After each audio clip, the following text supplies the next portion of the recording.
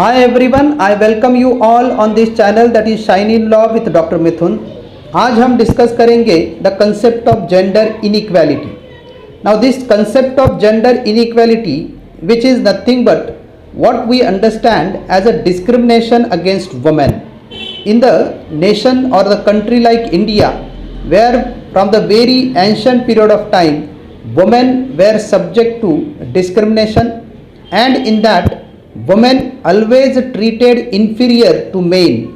Because of that particular inferior treatment, we understand that so many injunctions, so many prohibitions, so many disabilities inflicted on the women, and that result in the gender inequality in our society. Now gender is nothing but it is a socio-cultural term which defines the roles and behaviors assigned to males and females in a given society. Whereas sex is a biological and physiological phenomena defines men and women.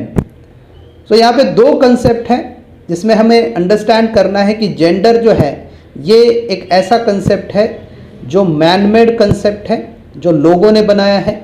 वेराज sex जो है ये natural होता है, biological होता है, जो हमें characteristic of human being understand करवाता है. And from that we understand कि there is a male and there is a female. These are the two faculties created by the nature, biologically they are recognize. Now जहाँ पे gender की बात हम करते हैं तो gender in social, historical and cultural aspect, it is a function of power relationship between men and women, where men consider a superior than that particular woman. And so जब हम gender inequality की बात करते हैं तो it is nothing but the discrimination against women based on their sex that we understand from the relationship between the male and female in the given society. जहाँ जहाँ पे डिस्क्रिमिनेशन मेल मेंबर्स के through female पे inflict किया जाता है तो वहाँ पे जेंडर इनइक्वालिटी है, ऐसा हम अंडरस्टैंड करते हैं. और ये in every phase of life of women that males they are discriminating the women in that particular society. Now जहाँ पे हम इंडिया की बात करते हैं तो इंडिया एक डाइवर्सिफाइड कल्चर वाला देश है जिसमें अलग अलग diversified practices, socio cultural practice. और इसमें जब हम कॉजेस ऑफ जेंडर इनइक्वालिटी इसको फाइंड आउट करते हैं in the Indian society, first cause we identify that patriarchal system in Indian society. तो जैसे हिंदू सोसाइटी अगर हम अंडरस्टैंड करते हैं तो उसमें पेट्रियार्कल सिस्टम पहले से ही हम फॉलो करते हैं, जिसमें वुमेन जो है उसको हमेशा इन्फीरियर ट्रीट किया जाता है against the male members in the family. And so women को under the control of father when she got birth वैसे रहना पड़ता है. When she got married she suppose to live under the control of husband. When she will getting old she suppose to live under the control of that particular son. तो in this way we understand that patriarchal system जो है वो ये mandate देती है कि women ने हमेशा जो मेल पर्सन है, मेल मेंबर है, उनके कमांड में, उनके ऑर्डर में ही वहाँ पे रहना चाहिए. And that is a very cause what we are understanding of gender inequality. Then we understand कि poverty and lack of education, that is also cause for the gender inequality. तो poverty है और poverty के साथ साथ education नहीं है, और इसकी वजह से वुमेन जो है they are throwing in different lower status और in different profession of lower status that we understand. जैसे प्रोस्टिट्यूशन है या फिर डोमेस्टिक सर्विसेज जो लो रेट में या लो स्टेटस के साथ वहाँ पे प्रोवाइड की जाती हैं. ऐसे एम्प्लॉयमेंट में वुमेन को जो है वो वहाँ पे एज अ नेसेसिटी जाना पड़ता है, and that also a cause of that particular gender inequality. Education नहीं होने से हम अंडरस्टैंड करते हैं कि वहाँ पे जो स्किल्ड जॉब है उसको वुमेन जो है ऑप्ट नहीं कर सकती हैं, या फिर जो कॉरपोरेट वर्ल्ड है उसमें अच्छे अच्छे पोजीशन को वहाँ पे होल्ड नहीं कर सकती है। And because of that women जो है अपना ग्रोथ, अपनी डेवलपमेंट ऐसी सिचुएशन में नहीं कर पाती है। हालांकि अर्बन जो एरिया है उसमें हम अंडरस्टैंड करते हैं कि वुमेन जो है they are holding various position in the corporate world, but जहाँ पे हम मार्जिनलाइज सेक्शन की बात करते हैं, रिमोट एरियाज़ की बात करते हैं, रूरल इंडिया की बात करते हैं, तो उसमें अभी भी substantial portion of population of women जो है वो आज भी पुअर है and they don't have a proper education, and because of lack in proper education we understand that they are not able to develop themselves in the employment with that particular higher status jobs that we need to understand. Next, जहाँ पे educating is a bad investment, this kind of thinking is there in the Indian society. तो जहाँ पे girls को educate करना मतलब उसमें हम बैड इन्वेस्टमेंट कर रहे हैं, ऐसा थिंकिंग जो है ये पेट्राइकल सिस्टम से ही आता है।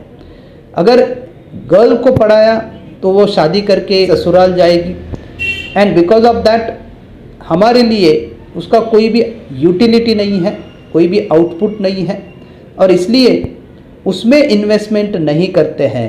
और जो हमारा जो लड़का है उसमें ही हम उसको ही हायर एजुकेशन के लिए पैसा देते हैं, अच्छी शिक्षा उसको देते हैं, जो उसकी चॉइस का है उसको हम एजुकेशन परस्यू करने के लिए बोलते हैं। लेकिन जहाँ पे हम वुमेन की बात करते हैं तो जो गर्ल चाइल्ड होती हैं उनमें हम कोई भी ऐसे वैल्यूज़ नहीं डालते हैं कि जिससे वो बेटर तरीके से हायर एजुकेशन ले सके और अपना डेवलपमेंट वहाँ पे अच्छी तरह से कर सके। नेक्स्ट, यहाँ पे फैमिली में जो फूड चॉइस होती है उसमें भी डिस्क्रिमिनेशन होता है। जैसे हम अंडरस्टैंड करते हैं कि अगर घर में एक गर्ल चाइल्ड है एंड देन जो बॉय है, लेकिन उसमें फ़र्क किया जाता है।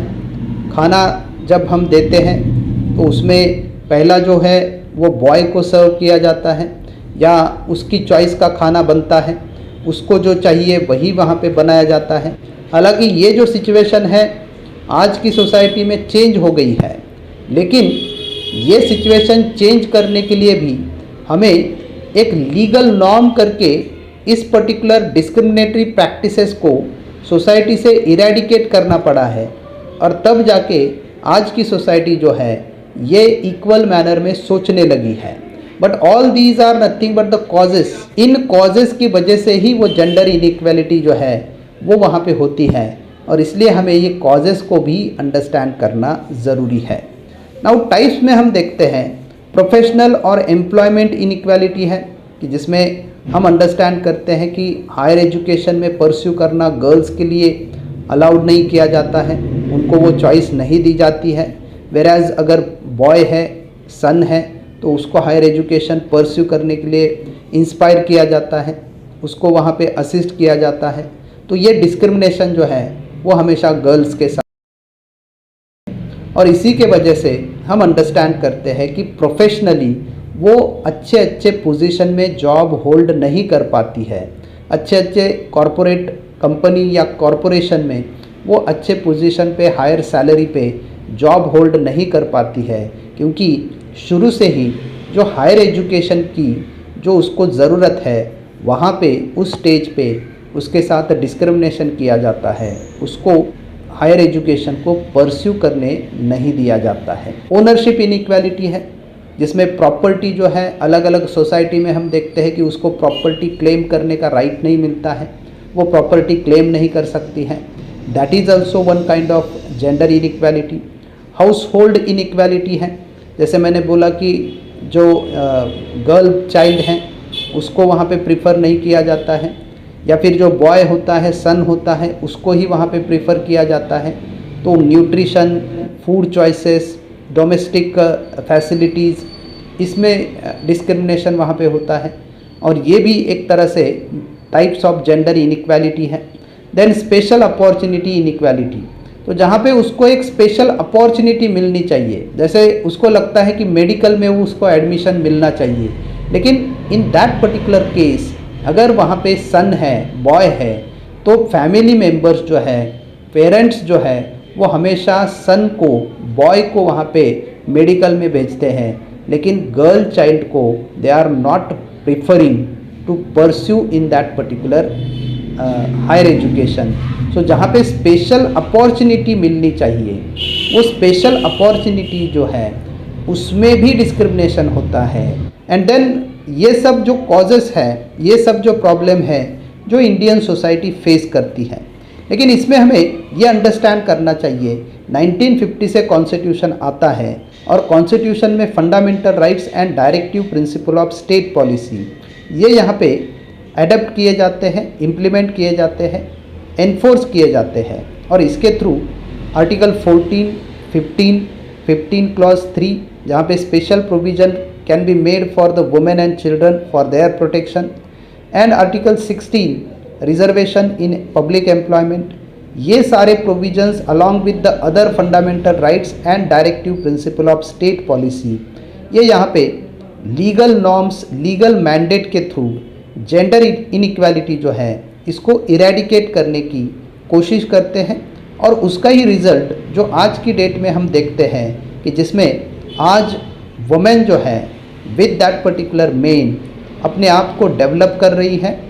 लेकिन ये सब कुछ भी होने के बाद हम यहाँ पे अंडरस्टैंड करते हैं कि जो सेंस है, जो कॉन्शियस है सोसाइटी का, कि जिसमें वुमेन का रिस्पेक्ट होना चाहिए, वुमेन को भी वहाँ पे सेव करना चाहिए, वुमेन के लिए वहाँ पे लॉज बनाने चाहिए, ये कॉन्शियस सोसाइटी में एज इट इज़ रहना चाहिए, वो मेंटेन रहना चाहिए, उसको और ज़्यादा वहाँ पे फोस्टर करने की ज़रूरत है, so that women will not be discriminated with any of their rights, fundamental rights.